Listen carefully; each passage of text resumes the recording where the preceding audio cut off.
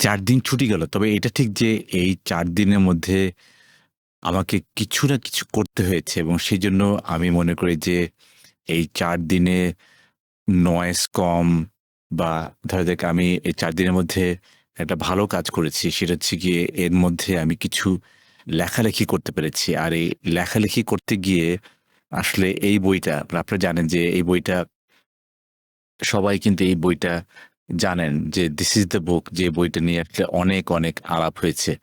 এবং আমার কাছে মনে হয় যে এই বইটা নিয়ে কিন্তু আ শুধু আলাপ না, এই সুসান কেইনের যে কোয়াইট মানে আসলে আমাদের পৃথিবীতে যারা হচ্ছে গিয়ে ড্যাশিং, যারা ধরা যায় খুব বেশি কথা বলে, যারা বেশি এক্সট্রোভার্ট তাদেরকেই কিন্তু সবাই আ প্রেইজ করে এবং তাদেরকে সবাই আসলে নেক্সট লেভেলে নিয়ে যায়। কিন্তু আসলে এক্সট্রোভার্ট কি সবকিছু? মানে পৃথিবীতে কি এক্সট্রোভার্টটাই কি পৃথিবী চালায়? আর সবচেয়ে বড় হচ্ছে যে এক্সট্রোভার্ট এর যে পজিশন গুলো, সেই পজিশন গুলো কি পৃথিবী চালায়? It's not true. আসলে পৃথিবী অফ কোর্স এক্সট্রোভার্টরা কিছু অংশ চালানো কিন্তু তার পাশাপাশি আমার কাছে মনে হচ্ছে যে এক্সট্রোভার্টের পাশাপাশি ইন্ট্রোভার্টদের কিন্তু বহু, বহু, বহু কাজ আছে। তো আমি মনে করি যে যেই ইন্ট্রোভার্ট যারা আছে তাদেরকে আন্ডার ভ্যালু করে মানুষজন, তাদেরকে মিসআন্ডারস্টুড, দে আর মিসআন্ডারস্টুড এবং তারা আসলে তাদের স্ট্রেংথটা ঠিকমতো ফুটিয়ে উঠাতে চান না বা আমার কাছে মনে হয় যে যারা এক্সট্রোভার্সন বা যারা এক্সট্রোভার্ট তাদেরকে সুপিরিয়র মনে করা হয়, তারা সবকিছুতে কাজ করে। কিন্তু when it comes to exploration of science, historical এবং কালচারাল রুট যদি আমরা দেখি, এখানে কিন্তু ইন্ট্রোভার্ট যারা আছে তাদের কিন্তু আমরা দেখি তাদের প্রচুর, প্রচুর কাজ কিন্তু হয়েছে।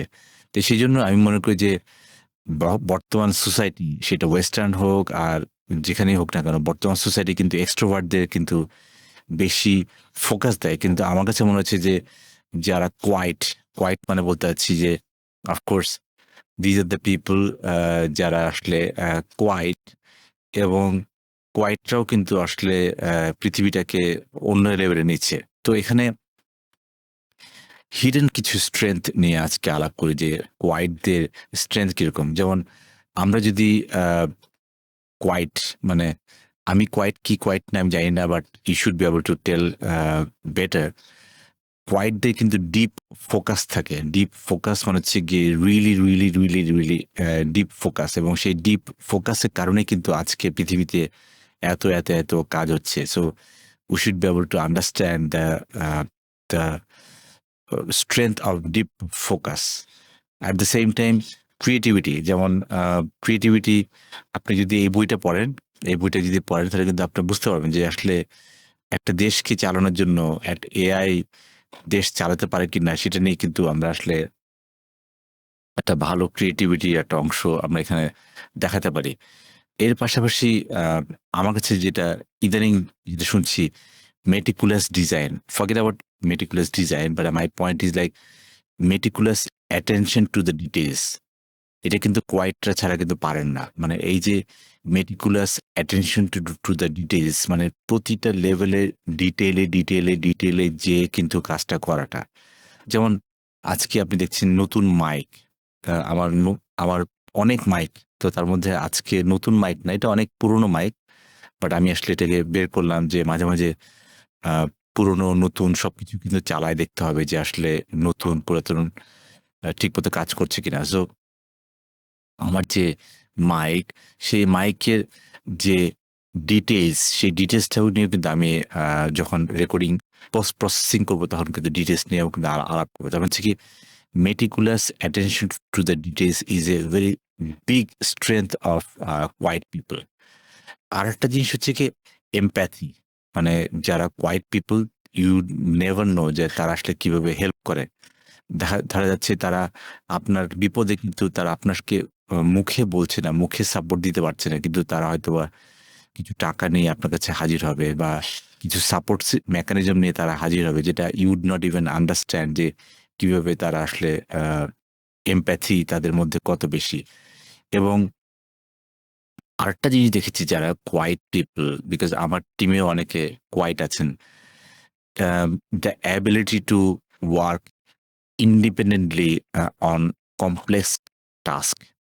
মানে হোয়াইটদের কিন্তু একটা বড় অংশ হচ্ছে গিয়ে they have the ability to work independently on complex task, and this is very important. এবং সেটাই কিন্তু আমি বলছি যে হোয়াইটদের একটা বড় অংশ হচ্ছে গিয়ে ইন্ডিপেন্ডেন্টলি কাজ করতে পারে এবং কমপ্লেক্স কাজ করতে পারে, যে কমপ্লেক্স কাজ কিন্তু কেউ করতে চান না। তো এটা একটা বড় issue.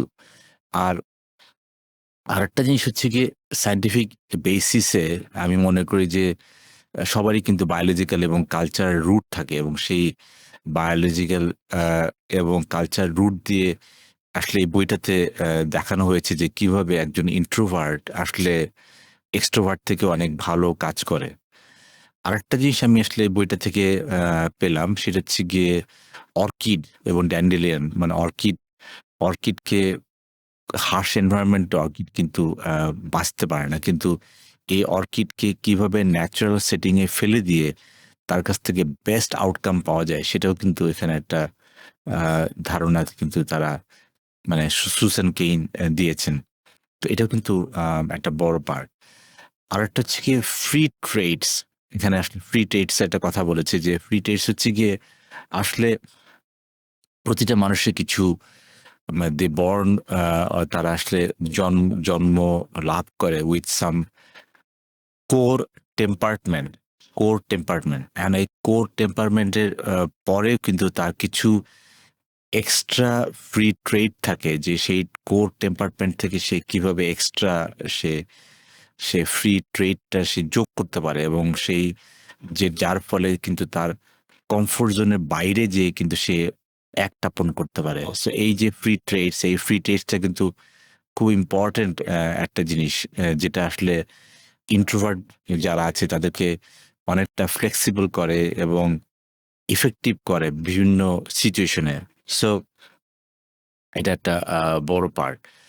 R as a leader, how do you embrace inversion মানে ইন্ট্রোভার্সন? আপনি ইউ মাস্ট নো যে কিভাবে ইন্ট্রোভার্সনের সাথে আপনাকে এমব্রেস করতে হবে, কিভাবে ইন্ট্রোভার্টকে আপনার সাথে ওয়ার্কআউট করাতে হবে, কিভাবে ইন্ট্রোভার্ট টিম মেম্বারকে ফ্ল্যাশি করানো যায়। This is also very important. এখানে প্যারেন্টসেরও কিছু ব্যাপার আছে। প্যারেন্টস এবং এডুকেটর তারা কিভাবে ইন্ট্রোভার্ট পার্সনকে ডিল করবে তার ব্যাপারেও বলা আছে, এবং যারা লিডার এবং যারা এমপ্লয়ার তাদের ব্যাপারে কিন্তু কিছু ব্যাপার এখানে বলা আছে, যে তারা কিভাবে ইন্ট্রোভার্ট পার্সনদেরকে আসলে লাইমলাইটে নিয়ে আসবে, বা তাদেরকে কিভাবে আসলে একটা লেভেলে নিয়ে আসবে যেখান থেকে দে অলসো গেট বেনিফিটেড। এবং এর পাশাপাশি এই বইটাতে কিছু কিছু জিনিস আমি দেখলাম যে পার্সোনাল গ্রোথ, সেটা উনি এক্সট্রোভার্ট হোক অথবা উনি ইন্ট্রোভার্ট হোক, তার পার্সোনাল গ্রোথের জন্য কিছু কিছু জিনিস আমি দেখলাম যে উনি এখানে বলেছেন। It's a good book, I must tell you. It's a good book, and also you can get some understanding যে কিভাবে এই পৃথিবী ইন্ট্রোভার্ট এবং এক্সট্রোভার্ট দিয়ে চলছে।